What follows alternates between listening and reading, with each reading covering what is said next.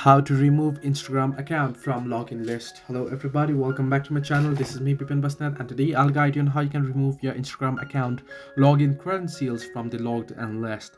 Well, the process itself is quite simple and easy, so let me guide it through. First things first, you want to open up your Instagram and you want to log out of your account. Now in my case, this is the login list, but if you don't know how to log out, in case I'll just show you quickly here. You want to simply log into your account, tap on profile icon, and then tap on the three horizontal line icon at the top right, tap on settings and scroll all the way down below, tap on logout and confirm the logout, and it'll get logged out. Now logout list, here you can see I have three different login credentials saved. In order to remove it from here, what you can do is you can tap on settings option at the top right corner that you can see there, and then tap on the particular profile or the login profile that you wish to remove. I'll just select this particular account and then simply tap on remove profile option, and it'll ask you remove. Simply tap on remove, and next time you'll have to enter your username and password to log in. So this way you can remove Instagram account from login list. Hope this helped you.